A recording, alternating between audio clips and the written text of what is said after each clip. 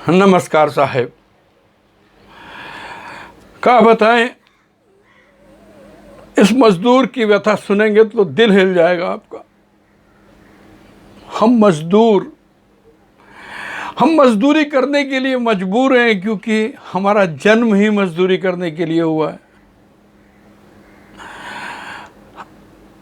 आप सोचते होंगे कि ये कैसी बात कर रहा है। हम सही कह रहे हैं। हम साहब आपको अपनी कहानी सुनाते हैं। हम गांव में थे, पढ़े नहीं और माँ बाप ने भी पढ़ने के लिए बहुत जोर नहीं दिया। छोटा सा एक टुकड़ा था, उसमें खेती करने लगे। खेती करते, लेकिन उस खेती से मन नहीं भरा, दिल नहीं भरा। ऐसा लगा कि कुछ नया किया जाए। तो मन में सोचा कि हम मजदूर बन जाएं। अब हमारे लिए तो मजदूर एक नई परिभाषा थी ना, नई चीज थी। तो हमने उसकी शुरुआत करने के लिए अपनी गली के नुक्कड़ पर जो मजदूरों का टोला लगता था ना साहब, वहां जाके कहे कि हमको मजदूर बना लो। वो टोले में से एक ठेकेदार नुमा आदमी निकला, मूंछों पर ताव देता हुआ बोला, ऐसे कैसे भैया बन जाओगे मजदूर, उसका दाम चुकाना पड़ता है। हम बोले, भाई हम गरीब आदमी हैं, किसान थे, अब किसानी के बाद मजदूर बनना चाह रहे हैं। हमारे पास तो पैसे नहीं हैं। हाँ, शाम को मजूरी से कमाकर जो आएगा वो हम तुम्हें दे देंगे, उसमें जितना चाहे रख लो भैया, पर हमें मजदूर बना दो। उसने कहा ठीक है, 10 रुपये मजूरी मिलेगी, जिसमें से 2 रुपये हम रखेंगे और 8 रुपये तुम्हें देंगे। और साहब हम मजदूर बन गए। अब हम बहुत खुश थे मजदूर बन के। सवेरे जाते, मजूरी करते और शाम को घर लौटते और 8 रुपये हमें मिलते।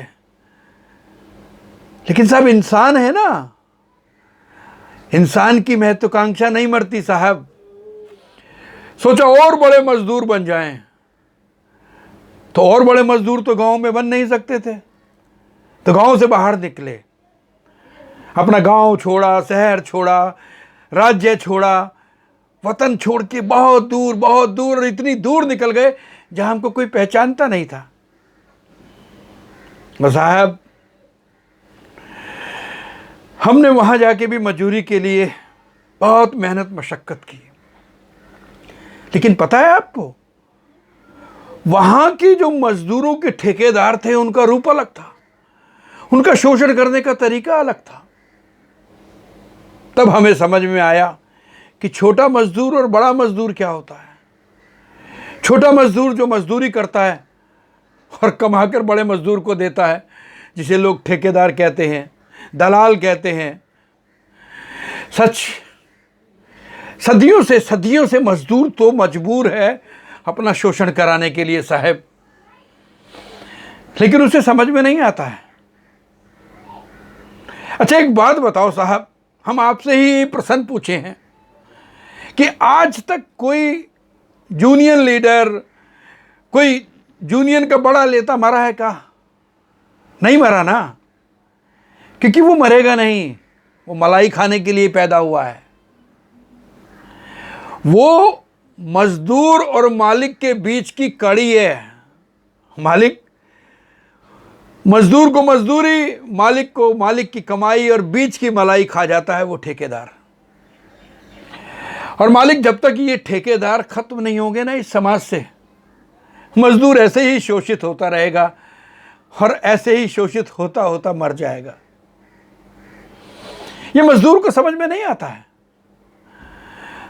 मजदूर तो ये सोचता है कि मैं किस तरीके से बड़ा ठेकेदार बनूं, और बनना भी चाहिए। हर आदमी के मन में इच्छा होती है कि बड़ा बने।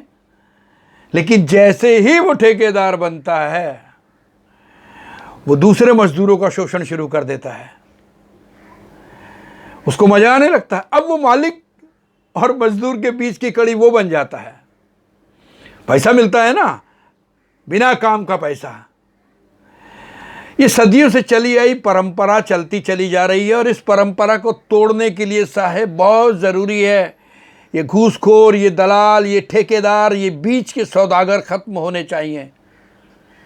मजदूर अपने आप फिर मजदूर तरक्की करने लगेगा। मजदूर को मजदूरी का पूरा पैसा मिलेगा, उसके पसीना सूखने से पहले उसकी कमाई, हलाल की कमाई उसको मिलेगी साहब।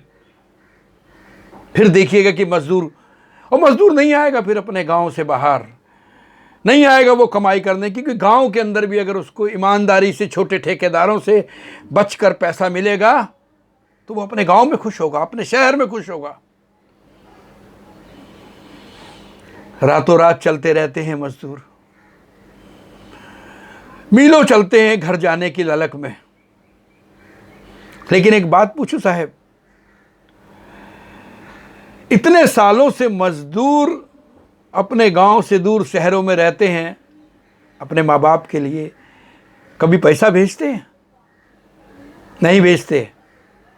अरे कोई थोड़े मोटे भेज देते होंगे तो पता नहीं, मालिक सच्चाई तो यह है कोई नहीं भेजते। उन्हें लगता है कि बस, और अब जो एक अजीब तरह का डर पैदा हो गया है ना मजदूरों के बीच में, एक भय, वो मजदूरों के बीच में भय मजदूरों का दिया हुआ नहीं है, उसके पीछे कोई और है। सालों से तो भी काम चलता है, सालों से तो लोग रह रहे हैं ना। बीमारी तो आती है जाती है, अगर किसी को मरना होगा तो वो गांव में जाके भी मर सकता है। जब हम ये मानते हैं कि ईश्वर है तो फिर हम क्यों डरते हैं? प्रिकॉशन बहुत ज़रूरी है, वो रखनी चाहिए। और हर आदमी की इच्छा होती है कि वो गांव पहुंच जाए, अपने माँ बाप से मिले, अपने परिवार से मिले। लेकिन अगर उसको वो सिस्टम के तहत कुछ करे तो बहुत अच्छी बात है। मजदूर को तो लगती है नहीं, वो मजदूर नहीं बोलता, मजदूर के पीछे का वो ठेकेदार जो नकाब में है, जो दिखता नहीं है, वो उनको उकसाता है कि निकलो सड़कों पे, बसों में, ट्रकों में, गाड़ियों में, पैदल, सड़क पर, जैसे भी हो निकलो, परेशानी पैदा करो। मारे जाओगे तो मुद्दे बनेंगे, राजनीति होगी। अब आप ही सोचिए ना कि बेचारे 16-17 मजदूर घर जाने के लिए निकले। अब उन्हें क्या मालूम था कि पटरी पर उनकी मौत इंतजार कर रही है। जितना कसूर प्रशासन का है ना, उतना ही कसूर उनका भी है। अरे क्या इतनी भी बुद्धि नहीं थी आपकी कि आप ये तो सोचते कि रेल की पटरी पे, आज पता लगा है कि वो 3 लोग जो अलग सोए थे वो चिल्लाते रहे कि गाड़ी आ रही है, लेकिन वो लोग नहीं उठे। ऐसी भी क्या नींद थी? मतलब इतने थक गए थे कि आपको चिल्लाने पर भी पता नहीं लग रहा और आप नहीं उठे, और 18 के 18 नहीं उठे। भगवान उनकी आत्मा को शांति दे। और मैं तो ये कहूंगा कि हे भाई, थोड़ी मजदूरी कर लो, अपने परिवार के साथ रहकर कर लो, और ये दूसरों के बहकावे में मत आओ। अपनी बुद्धि का इस्तेमाल करो। जो प्रशासन कहता है, जो सरकार कहता है, उसकी बात को मानो। आप स्वस्थ हैं तो आपका परिवार स्वस्थ है, बस यही कहूँगा मैं। और वो गरीब मजदूर जो गए हैं, भगवान उनकी आत्मा को शांति दे। शुक्रिया।